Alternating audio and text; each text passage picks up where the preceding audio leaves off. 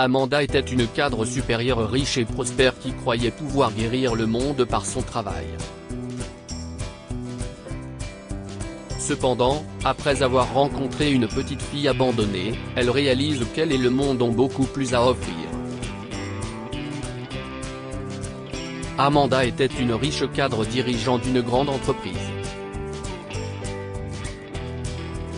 Elle avait 54 ans et n'avait ni mari ni enfant.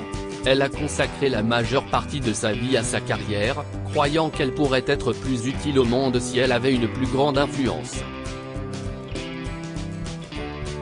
Amanda est une personne sévère, résolue et sans état d'âme. Le fait d'être une femme prospérant dans un secteur dominé par les hommes l'obligeait à être ferme. Cependant, au fond d'elle-même, elle était une personne au grand cœur et s'efforçait toujours de maintenir un certain équilibre entre sa vie professionnelle et sa vie privée. Amanda aimait le style de vie que son travail acharné lui offrait et n'avait pas peur de se faire plaisir de temps en temps. Son principal objectif n'était pas de courir derrière l'argent, mais elle a compris qu'en atteignant ses objectifs, elle deviendrait riche. Amanda avait une importante réunion d'affaires, et pour s'y rendre, elle devait passer par sa ville natale. Elle a fait une réservation dans un hôtel de luxe, prenant l'une des chambres les plus chères de l'établissement. Elle avait voyagé pendant près d'une semaine et était complètement épuisée, aussi est-elle allée directement au lit quelques minutes seulement après s'être installée dans sa chambre. Alors qu'elle était endormie, un bruit sourd a soudainement retenti dans sa chambre, tirant Amanda d'un profond sommeil.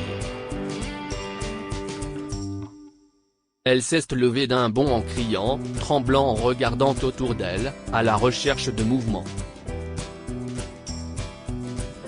Il n'y en avait aucun.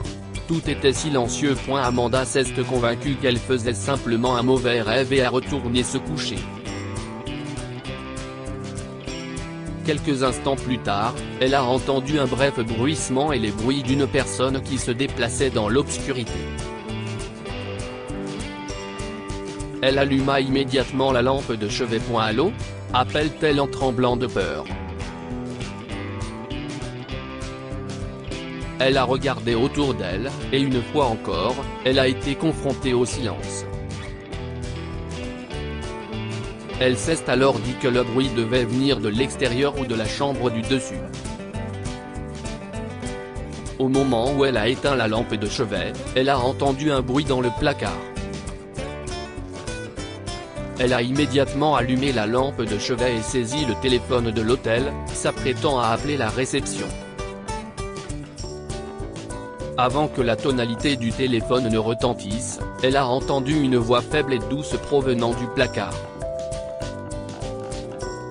« Bonjour, je peux sortir maintenant ?» dit la voix. « Bonsoir, madame. Comment puis-je vous aider ?» demanda la réceptionniste au téléphone. Amanda était figée, le regard fixé sur la penderie devant elle. Elle a attrapé la lampe, l'a débranchée et s'est approchée lentement de la penderie. Quand elle a atteint le placard, sa main à quelques centimètres de la poignée, elle a levé la lampe, prête à frapper. Elle a fait le décompte, 3, 2, 1. Elle a ouvert la porte d'un coup sec et s'est arrêtée à mi-chemin en voyant ce qui se trouvait devant elle. Elle a lâché instantanément la lampe et regardé autour d'elle, puis est retournée dans l'armoire, confuse. Devant elle, dans un coin de l'armoire somptueuse, était assise une petite fille qui regardait Amanda, aussi perplexe qu'elle. La fille n'avait que 5 ou 6 ans. Constatant qu'il n'y avait aucune menace, Amanda s'est calmée et a tendu la main à la fillette, qui l'a saisie fermement. « Salut toi », dit Amanda chaleureusement. « Salut », répond doucement la fillette. Ma maman a dit que nous jouions à cache-cache contre son amie, et elle m'a dit de rester ici jusqu'à ce qu'elle revienne. Elle a mis tellement de temps, et j'ai cru que c'était vous, mais ensuite, j'ai eu peur, a expliqué la fillette. Oh, waouh. Si est une sacrée histoire. Quel est ton nom? Demanda Amanda, en poussant la fille à s'asseoir avec elle sur le lit. Céleste, répondit la petite fille. Ravie de te rencontrer, Céleste. Moi, si est Amanda. As-tu faim? Demanda Amanda. Céleste a simplement fait un signe de tête.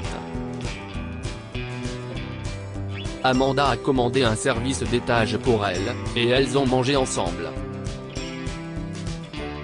Ensuite, elle s'est rendue à la réception avec la fillette, et la réceptionniste l'a identifiée comme l'une des filles de l'agent d'entretien. Ils ont essayé d'appeler la mère de Céleste, mais les appels ne passaient pas. Elles ont conclu qu'elle avait abandonné Céleste. Amanda a emmené la petite fille épuisée dans sa chambre d'hôtel et l'a bordée. Elle s'est endormie en quelques minutes. Amanda a ensuite appelé une de ses amies d'enfance, June. Celle-ci était le chef de la police de la ville. Si quelqu'un pouvait aider Amanda à trouver la mère de Céleste, c'était bien June. Hey, Amanda. Ça fait un bail, dit June, excitée. Je sais, mon ami. J'aurais aimé t'appeler dans de meilleures circonstances. Je suis avec une petite fille, et je crois que sa mère l'a peut-être abandonnée. Je sais que si est beaucoup demandé, mais j'ai besoin que tu la retrouves, explique Amanda. La traquer? Demanda June avec hésitation. Oui, tout comme tu m'as retrouvé grâce à mon numéro de téléphone cette fois-là. Je sais que si est trop te demander, mais j'ai vraiment besoin de ton aide sur ce coup-là. J'ai besoin de lui parler. Elle n'a que 6 ans. S'il te plaît, June, a plaidé Amanda. Très bien. Laisse-moi voir ce que je peux faire, conclut June. June a pu localiser le téléphone de la mère de Céleste dans une gare voisine. Amanda s'est précipitée à la gare, et en entrant, elle a immédiatement aperçu une femme en larmes.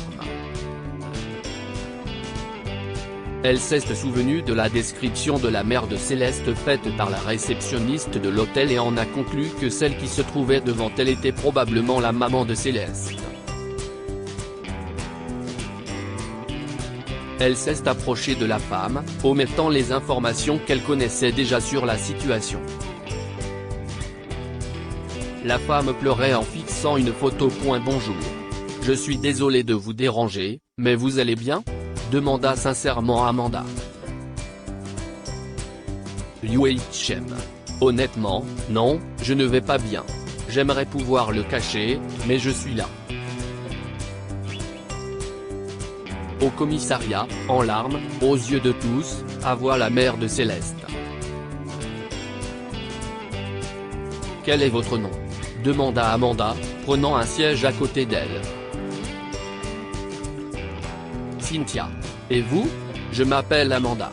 Qu'est-ce ce qui ne va pas? Si bien sûr ma question ne vous dérange pas. Non, pas du tout. Si est en fait une bouffée d'air frais.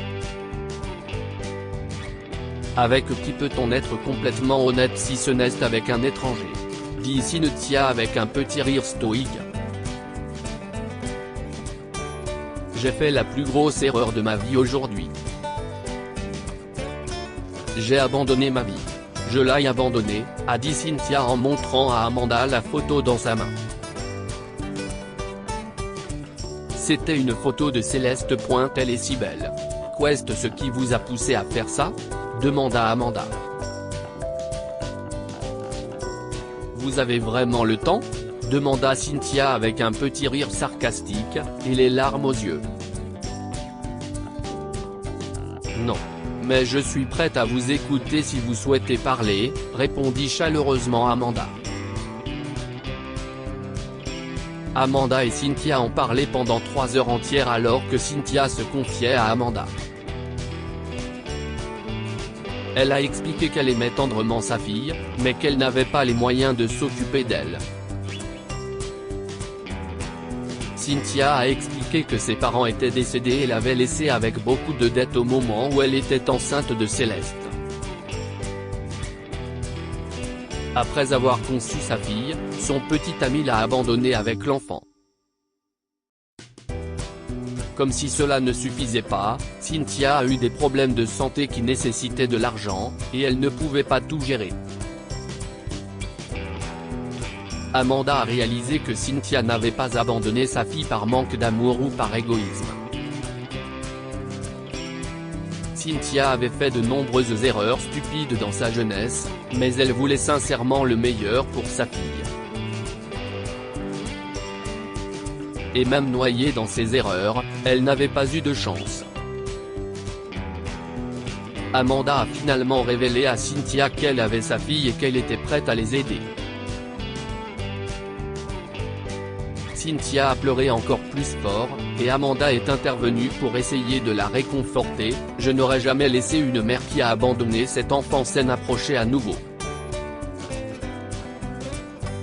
Mais d'après tes confidences et ce que tu as traversé, je sais que tu es juste une bonne personne dans une situation difficile. Et crois-moi, je suis passé par là. Alors, je vais t'aider », a conclu Amanda. Et donc, depuis ce jour, Amanda a fait de Cynthia son assistante et l'a aidée à rembourser ses dettes et ses prêts. Finalement, elle est devenue la mère de Cynthia et la grand-mère de Céleste. Que pouvons-nous apprendre de cette histoire? Les circonstances ne vous définissent pas. Cynthia a fait de nombreuses erreurs et la vie n'a pas été tendre avec elle, mais son cœur était pur. Amanda était également une femme d'affaires sévère, mais son cœur était toujours bon et ouvert aux autres. Elles ont pu s'entraider. Cynthia a pu se remettre sur pied, et Amanda a pu fonder une famille. Le chemin de la vertu n'est pas linéaire.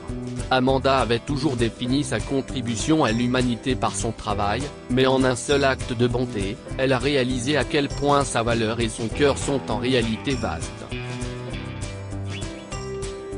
Partagez cette histoire avec vos amis. Elle pourrait égayer leur journée et les inspirer.